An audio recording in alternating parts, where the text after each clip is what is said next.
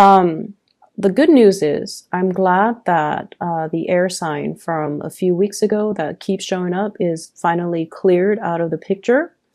I'm really happy to see that.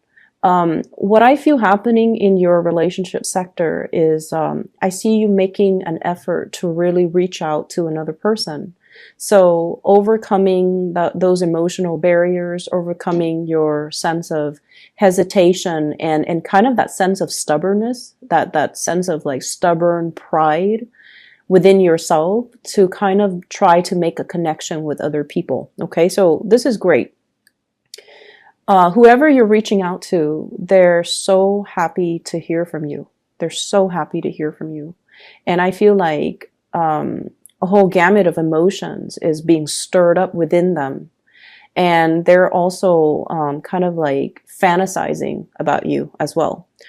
So this is the energy that you bring to the table. I have here the Princess of Wands. This is Page of Wands, okay, in the traditional Rider-Waite deck. This is communication. This is sort of like, hey, let's do this, let's do that, let's get out and meet me here, let's meet me there. So making some type of a flirtatious gesture towards another person. And it's in a very playful manner. And it's in a manner that is very non-committal. And I feel like you're communicating with somebody and testing the waters as to how do they feel about me? What are they up to? Are they single? Are they in a relationship? Let me test out the waters. So I feel like for many of you, you're reaching out to a person and I feel like the communication is very light. It's very non-committal, and it's almost like an offer they can't refuse. So I see some of you are like, hey, can I talk to you about this? How do you feel about that? And the communication is just, you know, light, airy. There aren't overly heavy emotional expectations coming from you to them. I'm also seeing this is going to be kind of like the catalyst to get the other person to respond to you. It's almost like strategically, you know how to respond to them, or you know how to ask them questions about things that they are interested in. So for example, if you want to see somebody and you know they're really into sports, you can say you want to watch a football game, you want to watch a soccer match. If you're interested in somebody who loves, for example, Peruvian food, you might ask them, hey, there's a Peruvian restaurant that just opened up. A bunch of friends and I are going to check it out. Do you want to come? So it's almost like giving them an offer. It's like taking the bait, knowing how to bait them, knowing how to hook them. So you're being very crafty and very strategic in the way that you're communicating. The person that you're dealing with, I have here the Two of Pentacles. They're going to be very, very surprised and kind of like thrown off course when they hear this communication from you. It's a little bit more flirtatious than they normally expect it from you. So I have here the Two of Pentacles. And the Two of Pentacles usually indicates like juggling two options, juggling multiple options, juggling the pros and cons, as well as juggling emotionally, trying to figure out how they feel, okay? The symbolism with the snakes in the picture, I almost feel like a sense of entrapment. So I feel like you're very crafty with your communication and you're giving them an offer that they can't really refuse.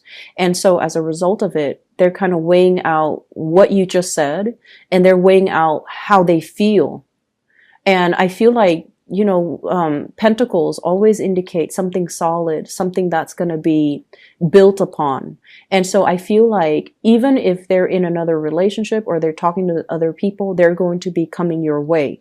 But either way, I feel like there might be a little bit of a delay when it comes to their response. But when they do respond, they're going to be jumping towards you. Okay, we have here the Six of Wands.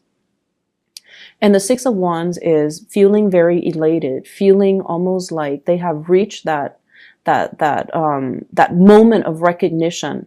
So I'm hearing come hell or high water, they're going to bounce towards you. So I feel like they're really, really excited about this offer, about the communication. They're going to bite the bait. And so if you're communicating, they're going to return the favor and they're going to communicate with you in a very open and honest way.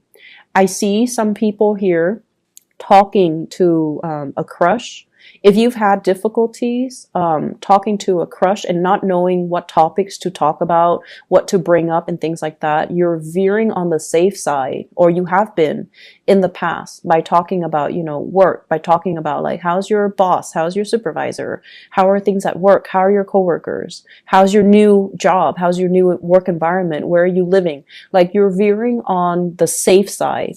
But this is the week where there's going to be some major breakthroughs in communication. And then as a result of it, I feel like it's going to open up a portal of communication for you where they're coming towards you and they're revealing more of themselves, okay? And from the perspective of your partner, I have here the Lovers. And the Lovers in this card is greatly about the fantasy. So I definitely feel somebody is eyeing you and they see you opening up and being more flirtatious with them. And as a result of it, they're fantasizing about, oh my gosh, is this person interested in me? Can there be a future built between the two of us? So I feel like you're dealing with someone who is very idealistic, who is very, very clear. And I don't see this as like the juggler, where someone is in multiple relationships, or they really do believe in love and commitment, and they do believe in like love at first sight. They do have these very idealistic ideals when it comes to love and relationships. And, they might have been thinking about you for quite some time, because, this person has been asleep dreaming about their one and only for quite some time. And I feel like you're dealing with someone who's also very creative in the creative field, or they have, artistic abilities, they have musical abilities, and they're very much excited about the offer that you have on the table. They're very, very happy to be hearing from you, to the point where they're fantasizing about what could be as a result of this relationship, okay? I also see a sense of distance for some of you who are in long distance relationships, about somebody coming to see you and solidifying some type of plan so that they come see you, you come see them, or you guys meet halfway. So there is a major compromise coming into this spread here in your love sector. The last card we have here is the Five of Swords. And the Five of Swords is walking away from a situation that was very undignified, wanting to, it's sort of like pride getting in the way. And so there might have been stoppage in communication as a result of one person reaching out and not getting the response, and then they start getting defensive and they kind of clam up.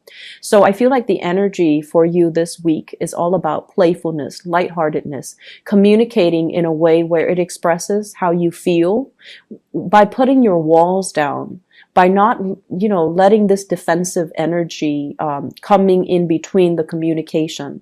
So it's like, oh, I communicated. I reached out last time. They didn't respond. So now they need to reach out to me. So you are letting go of that, whole concept about keeping scores and self-isolation, and really letting your partner or your significant other know that it's okay to, you take care of whatever you need to take care of. And when you're ready, you come back to me.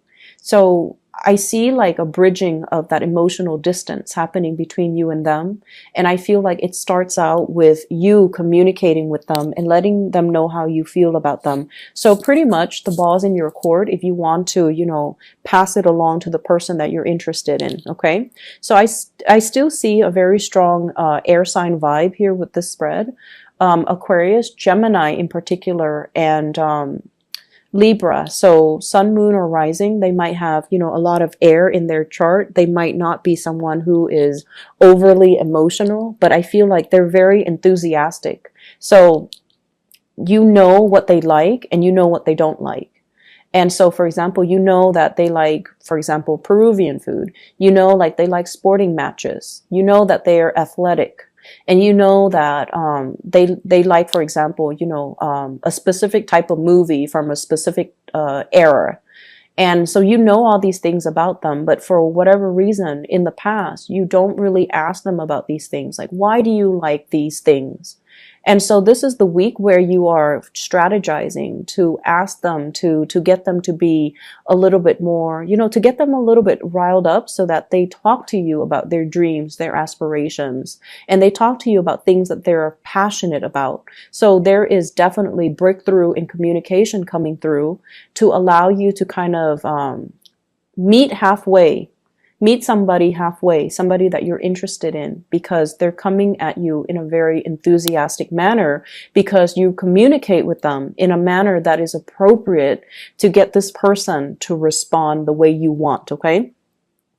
In other areas of your life, when I was shuffling out this bottom spread here, I almost feel like, first of all, favoritism. It's the big word that came out when I was shuffling.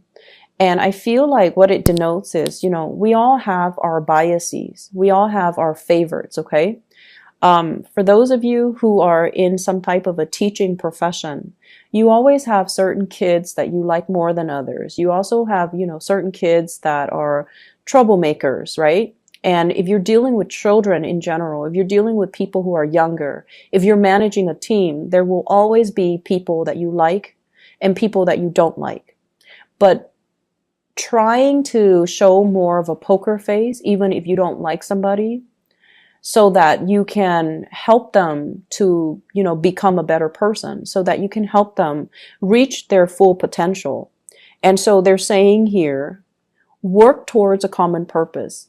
Finding and emphasizing the good traits about the other person rather than dwelling on the negative traits that they embody is really going to help you in dealing with the people that you don't like, especially if you are in charge of, in control of their work environment, in control of their professional development.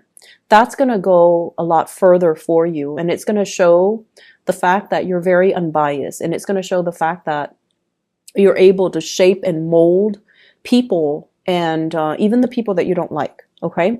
So I feel like letting your defenses down, and especially dwelling on the positive traits about somebody, will help you kind of get along with them and to help you develop them so that you can strengthen their weaknesses. Does that make sense? I see a lot of people here working with children, and I see a lot of people grading, performance evaluations, professional development, and you're giving somebody a score. And I feel like naturally you have people that you like, but I feel like you're not seeing them in their full spectrum. You're only seeing a very select few. It's like you're seeing, you have this window into their personality, into their psyche. And I feel like once your opinion is made up about a specific person, this so-and-so is, has a big ego, so-and-so is controlling, so-and-so is a gossip. Once you have already made up your mind, it's really, really hard for you to reform and reshape your opinion. And so my advice is, don't judge too quickly. And I'm seeing a lot of judgment from this card. And I'm also seeing like premature judgment will not only be detrimental to that professional relationship, but it can also affect who you give the projects to, who you take under your wings. Okay, so be careful about that. The other message that I'm seeing here as well is let people learn to do things themselves, okay? The ability for you to learn to delegate, the ability for you to entrust other people with responsibilities, with the mindset that I train them well, so they should be able to do it themselves. And they should be able to do it without, with minimal supervision, so that you're not hoarding all the responsibilities and taking care of everything. So learning to delegate, so you're not wearing yourself out, and also putting yourself in a position where you are trusting that other people will do it right, okay? So I see a big need here for perfectionism. I see a big need here to get things done right. And I feel like you might not trust that other people can do things the way that you want. So you take it upon yourself, and you should give yourself a little bit more credit. I see work being really, really busy for this week. I see many of you are wrapping things up. And I feel like whatever you have been waiting on that has been stalled, where you couldn't move forward with projects, with work endeavors, those things are going to start to clear up. And as a result of it, there's a lot on your plate. So learning to delegate is going to be the smarter solution for this week.